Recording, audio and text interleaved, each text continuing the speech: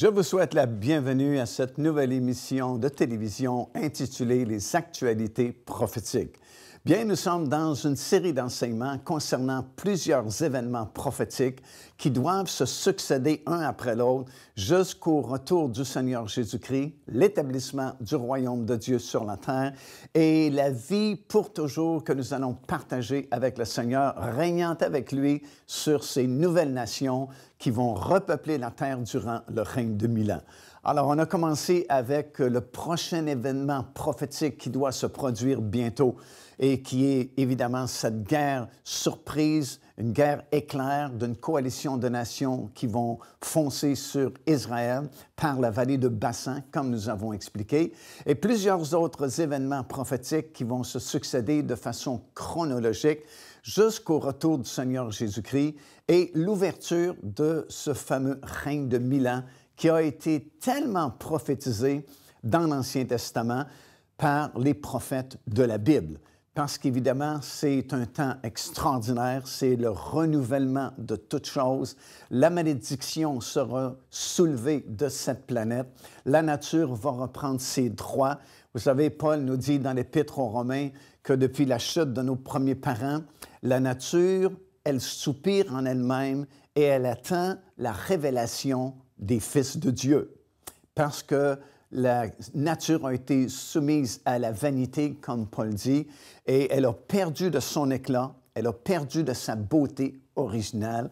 Et même si nous devons admettre que c'est très beau la nature aujourd'hui, vous visitez certains endroits sur la planète et c'est vraiment magnifique, mais c'est vraiment rien en comparaison de ce que c'était au tout début, lorsque Dieu l'a créé, avant la chute de nos premiers parents.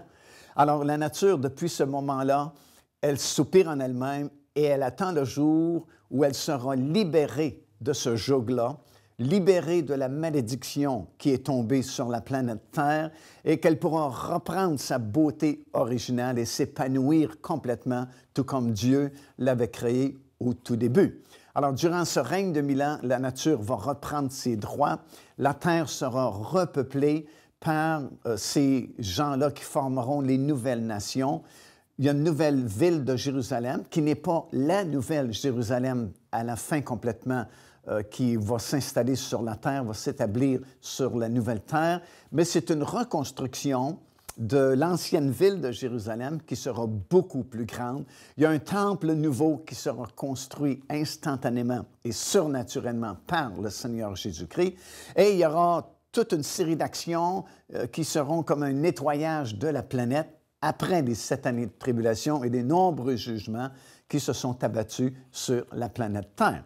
Et alors que tout sera complété, l'événement prophétique suivant, ce sera le fameux mariage de l'agneau de Dieu, le Seigneur Jésus-Christ, avec sa glorieuse épouse. Maintenant, dans la parole du Seigneur, il est bien clair, c'est très facile à comprendre si nous faisons des recherches, qu'il y a une distinction entre les croyants. Bien sûr, au point de vue du salut, c'est le même salut pour tout le monde.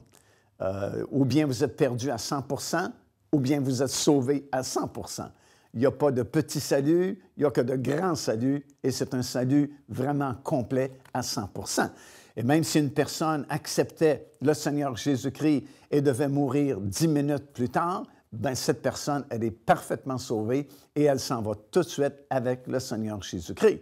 La personne qui aura accepté le Seigneur Jésus-Christ et qui aura vécu 50, 60, 80 ans sur la planète Terre et finalement meurt et s'en va avec le Seigneur, bien, c'est le même salut. Tous les deux ont exactement le même salut. Mais parce que Dieu est juste et il est fidèle envers tout le monde, chacun recevra différentes récompenses selon la fidélité qu'il aura eue à servir le Seigneur Jésus-Christ et à lui obéir. En fait, c'est tout ce que le Seigneur nous demande, d'être fidèle.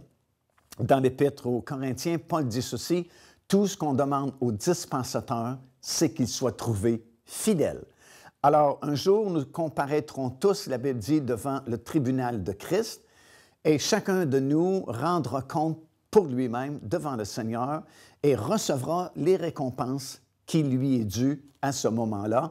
Et chaque récompense que nous recevrons, Chaque autorité qui nous sera donnée, chaque gloire que nous partagerons, bien, ce sera basé sur notre fidélité que nous aurons eue à obéir à ce que le Seigneur nous a demandé de faire.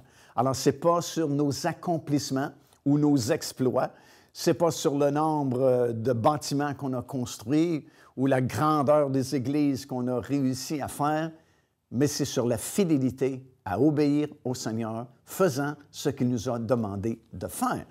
Alors, ça, c'est le critère sur lequel nous serons jugés et nous allons régner dans ce monde nouveau avec le Seigneur Jésus-Christ. Et c'est bien sûr que nous voyons une distinction, non seulement dans les récompenses, mais dans les groupes de rachetés.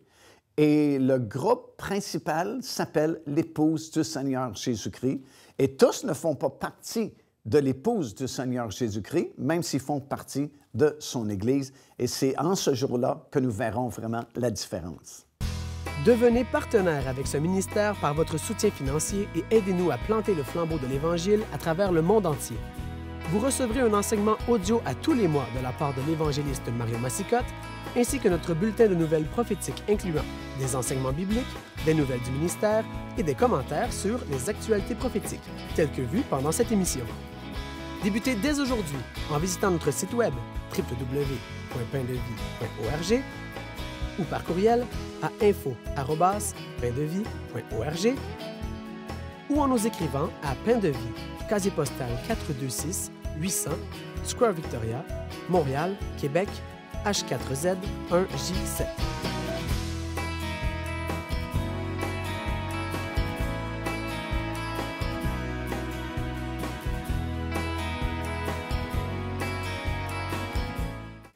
Alors, à ce moment-là, le prochain événement prophétique à se produire, bien sûr, sera le mariage de l'agneau avec sa glorieuse épouse.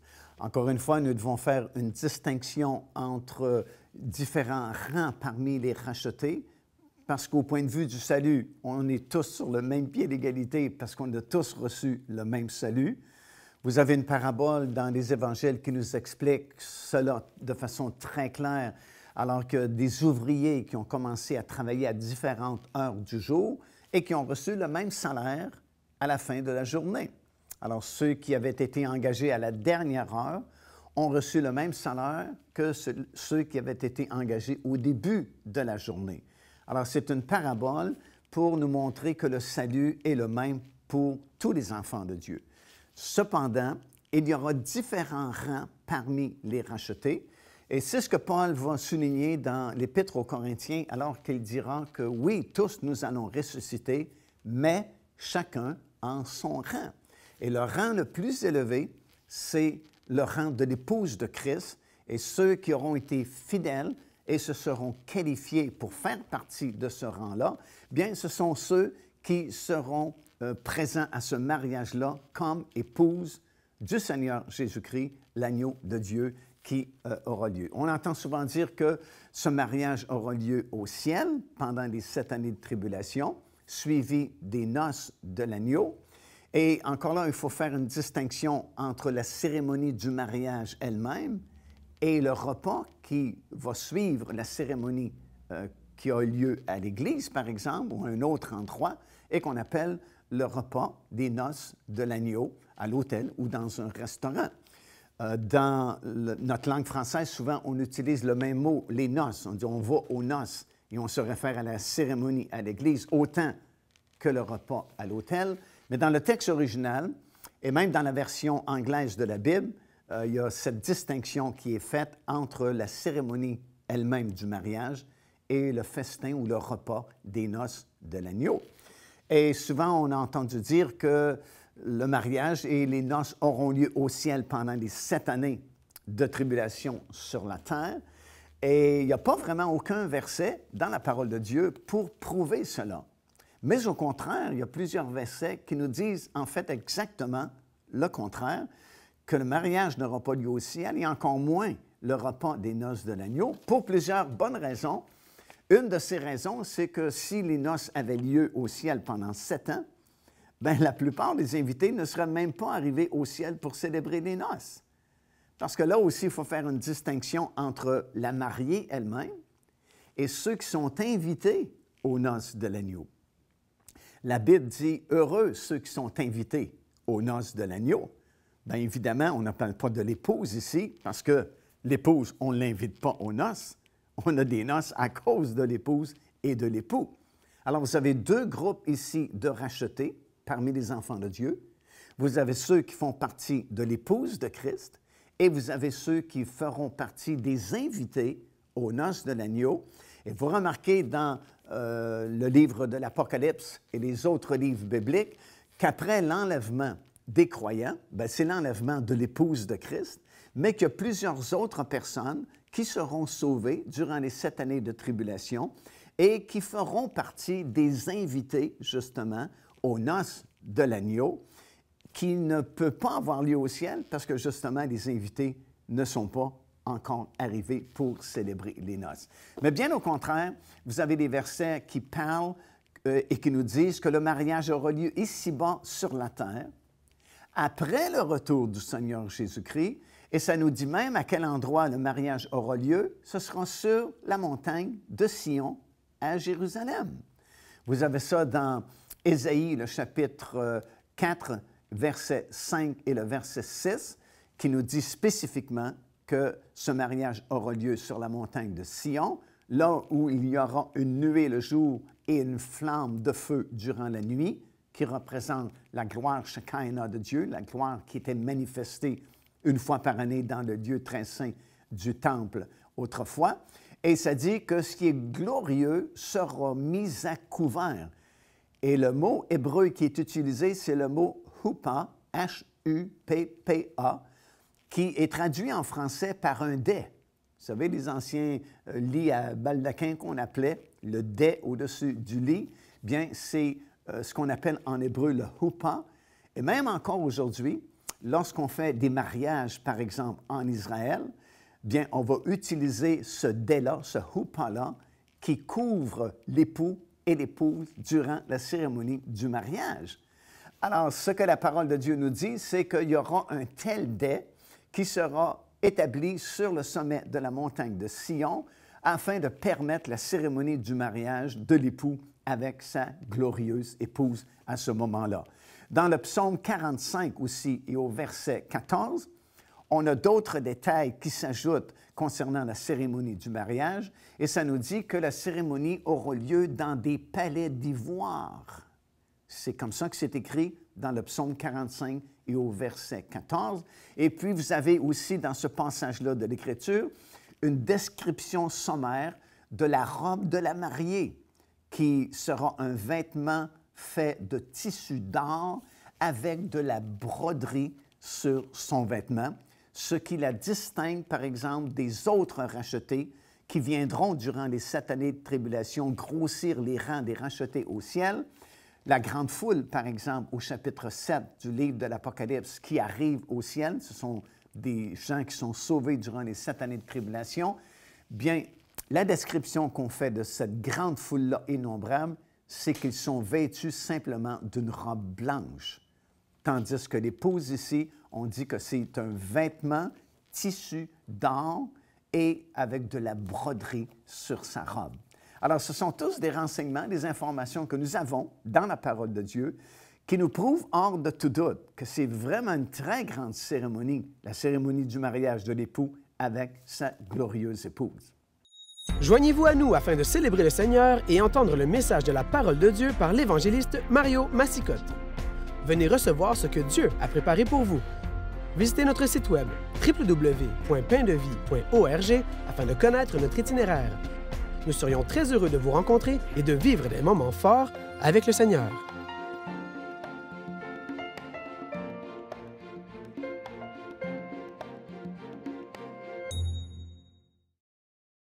La cérémonie du mariage qui aura lieu sur le sommet de la montagne de Sion à Jérusalem sera suivie d'un autre événement prophétique très important, puisque ce sera la cérémonie du couronnement du Seigneur Jésus-Christ à titre de roi des rois et Seigneur des seigneurs.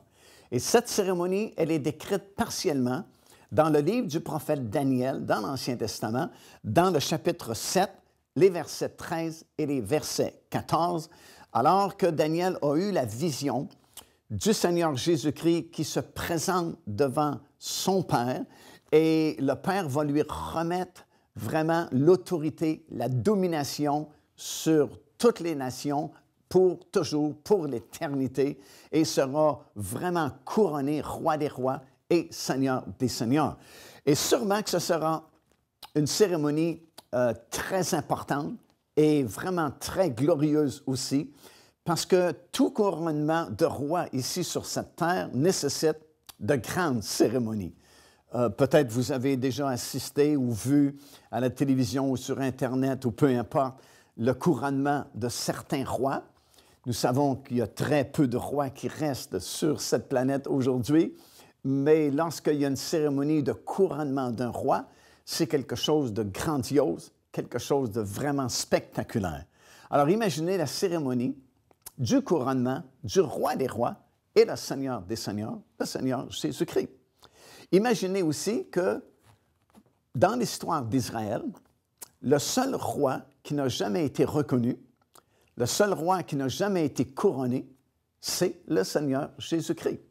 Et comme on a déjà expliqué dans cette série d'émissions de télévision, tous les autres rois en Israël, aussi bien qu'en Juda, qui ont été couronnés rois, lors de cette cérémonie de couronnement, on utilisait cette fameuse huile spéciale qu'on appelait l'huile sainte ou l'huile d'onction, dont les ingrédients sont mentionnés dans le livre d'Exode, dans le 30e chapitre, qui consistait en 5 ingrédients de base vraiment, de la myrrhe, de l'huile d'olive et ainsi de suite, cinnamome aromatique, le roseau aromatique et de la casse. Ça formait les 5 ingrédients de base pour la composition de l'huile sainte qu'on utilisait exclusivement pour le service au temple et pour le couronnement des rois en Israël et en Juda. Et ça dit dans Exode chapitre 30 que les parfumeurs de l'époque faisaient un mélange spécial et y ajoutaient ce qu'ils voulaient vraiment à l'époque. Et on sait qu'ils ajoutaient une huile qui provenait d'un arbre qui s'appelait le balsamier, arbre qui est disparu en Israël depuis longtemps, mais grâce à des fouilles que nous avons faites à Qumran, après la découverte des fameux manuscrits de la mer Morte, on a retrouvé un flacon d'huile. Et après analyse à Jérusalem, on a découvert que ce flacon d'huile contenait les 5 ingrédients de base tels que nous avons la description dans Exode 30e chapitre, mais en plus, contenait cette fameuse huile qui provenait des balsamiers. Alors, ce flacon est gardé précieusement à Jérusalem parce que, évidemment, le peuple juif attend encore son Messie parce qu'il n'a pas reconnu le Seigneur Jésus-Christ lorsqu'il est venu, il y a 2000 ans, pour se présenter comme roi et voulant établir le royaume de Dieu sur la terre. Et on n'a pas les détails dans la parole de Dieu à savoir comment ça va se passer. Est-ce que vraiment on va utiliser cette huile que nous avons retrouvée à Qumran? Mais la chose que nous savons de façon certaine, c'est que dans Daniel, le 7e chapitre, versets 13 et 14, nous avons la description partielle de cette grande cérémonie du couronnement du Seigneur Jésus-Christ. Alors, imaginez le scénario. Ce sont des événements prophétiques qui vont se succéder de façon chronologique. Le Seigneur est revenu sur la terre. Le nettoyage de la planète a été fait. L'ouverture du millénium a commencé, qui coïncide avec la 7e et dernière fête du calendrier de Dieu, la fête des tabernacles. C'est la cérémonie du mariage officiel de l'agneau avec ceux qui se sont qualifiés pour faire partie de ce rang-là des rachetés qui s'appelle l'épouse de Christ. Et ce sera suivi du couronnement public du Seigneur Jésus-Christ devant tous les rachetés de l'Éternel qui seront bien sûr ressuscités et revenus avec lui, et devant aussi toutes les nations qui auront survécu aux 7 années de tribulation et qui auront été jugées dignes d'entrer dans le règne de 1000 ans à titre de nation dans leur corps physique, et devant tous les anges de Dieu qui sont innombrables, il y en a tellement qu'on ne peut même pas les compter, qui seront témoins de cette grande cérémonie-là, du couronnement officiel du Seigneur Jésus-Christ, qui sera couronné à ce moment-là, roi des rois et Seigneur des seigneurs. Et tout de suite après le couronnement du Seigneur Jésus-Christ, il y aura une reprise de cette fameuse entrée à Jérusalem que le Seigneur Jésus-Christ avait fait il y a 2000 ans passés, alors qu'il se présentait comme roi à Israël et que finalement il a été rejeté. Et il a bien dit qu'il s'en allait et qu'il ne reviendrait pas tant et aussi longtemps qu'Israël ne dirait pas à nouveau « Béni soit celui qui vient au nom du Seigneur ». Procurez-vous cet enseignement disponible dès maintenant sur notre site web au www.paindevie.org. En visitant notre boutique web, vous pourrez commander ou même télécharger les enseignements. Vous trouverez aussi plusieurs autres produits contenant des centaines de sujets pour votre édification.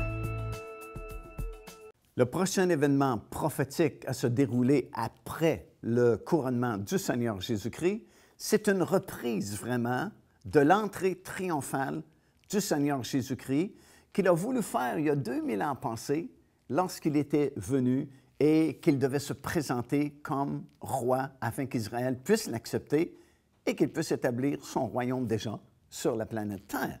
Vous vous souvenez peut-être que dans le livre du prophète Daniel, celui-ci avait prophétisé une journée en particulier où Jésus devait se présenter comme roi à Israël. Ça, nous avons cela dans Daniel chapitre 9, des versets 24 jusqu'à 27. Et lorsque cette journée était tout près d'arriver, Jésus est monté sur Jérusalem et il a demandé à 2 de ses disciples d'aller au village chercher un âne parce qu'il devait accomplir une vieille prophétie qui est inscrite dans Zacharie chapitre 9 et le verset 9, qui disait ceci: « Réjouis-toi, fille de Sion, car ton roi vient à toi monter sur le dos d'un âne. » Alors, c'est pourquoi ça prenait un âne, et Jésus est monté sur le dos de cet âne, et il a traversé à partir de la montagne des Oliviers, il a traversé la vallée du Cédron sur ce pont-là qui enjambait la vallée à l'époque du Seigneur Jésus-Christ, et ce pont conduisait depuis la montagne des Oliviers jusqu'à la porte dorée qui donnait accès après à l'explanade du Temple. Et comme on a déjà enseigné, au tout début, ça fonctionnait bien parce que la foule, qui était immense cette journée-là à Jérusalem, avait déjà commencé à crier « Béni soit le roi qui vient au nom du Seigneur ». Mais les religieux n'étaient pas d'accord avec cela. Les prêtres, les sacrificateurs, qui auraient dû être les premiers à reconnaître Jésus comme roi d'Israël et permettre l'établissement du royaume de Dieu, se disaient « Non, nous ne sommes pas d'accord avec cela ». Et réalisait tout à coup que Jésus s'auto-proclamait roi d'Israël et s'appropriait de la prophétie de Zacharie qui disait « Réjouis-toi, fille de Sion, car ton roi vient à toi monter sur le dos d'un âne. » Et ils ont tellement manipulé la foule que finalement, il a été rejeté. Mais la parole de Dieu nous dit que cette prophétie, cette parole, doit s'accomplir de toute façon un jour ou l'autre. Alors, puisque Israël a rejeté son roi il y a 2000 ans passés, bien la prophétie n'a pas pu être accomplie à ce moment-là, mais elle sera accomplie immédiatement après le mariage et après le couronnement du Seigneur Jésus-Christ, parce qu'à partir de ce moment-là, après la cérémonie du couronnement du Seigneur Jésus-Christ, il y aura une grande procession qui partira de cet endroit où aura lieu le couronnement du Seigneur Jésus-Christ et fera à nouveau la même route pour entrer dans l'esplanade du Temple par la nouvelle porte dorée qui sera créée surnaturellement au retour du Seigneur Jésus-Christ. Et ça, nous lisons ça dans le prophète Michée, dans le 2e chapitre, et au verset 13, ça dit « Le roi marchera devant eux et ils franchiront la porte. » Et ce sera l'accomplissement de ce qui est écrit dans le psaume 24, des versets 7 jusqu'à 10, qui dit ceci: « Élevez-vous, portes éternelles, que le roi de gloire fasse son entrée. » Alors, il a été refusé la première fois et il n'a pas été capable de faire son entrée à Jérusalem comme roi des rois et seigneur des seigneurs, mais il y aura une reprise après le retour du Seigneur Jésus-Christ, après le mariage avec sa glorieuse épouse, après le couronnement du Seigneur Jésus-Christ à titre de roi des rois, la Bible dit, le roi marchera devant ses rachetés et ils franchiront la porte. La porte, c'est la porte de l'Est, la porte dorée, qui donne accès à l'esplanade du temple. Et la fameuse prophétie du psaume 24, versets 7 jusqu'à 10, sera finalement accomplie. Alors, ça va être certainement quelque chose de glorieux à voir à ce moment-là, cette grande procession, parce que vous aurez en tête le Seigneur Jésus-Christ lui-même, qui est le roi des rois, suite à son couronnement, qui est ressuscité et qui va régner pour l'éternité, qui sera suivi des officiers vraiment de son royaume, et en tête, juste derrière le Seigneur Jésus-Christ, il y aura David qui sera là, parce que des promesses qui sont faites à David, qui sera ressuscité à ce moment-là, et qui va régner lui aussi avec le Seigneur Jésus-Christ, à titre de prince sur Israël. Vous avez ça dans le livre du prophète Ézéchiel, chapitre 34 et au verset 23. Alors, au tout début de ce défilé-là, qui va entrer par la porte dorée, qui va faire son entrée triomphale dans la ville de Jérusalem, vous avez le Seigneur Jésus-Christ, qui est toujours en premier, et comme Paul dit, il doit être le premier en toutes choses, suivi tout de suite de David, à qui on a fait beaucoup de promesses, comme j'ai mentionné dans Ézéchiel, chapitre 34 et le verset 23, mais il y a beaucoup d'autres références qui assurent à David un règne à titre de prince sur tout Israël à ce moment-là. Car Dieu a tant aimé le monde qu'il a donné son Fils unique, afin que quiconque croit en lui ne périsse point, mais qu'il ait la vie éternelle. Téléchargez gratuitement l'enseignement « Le salut, c'est quoi ?»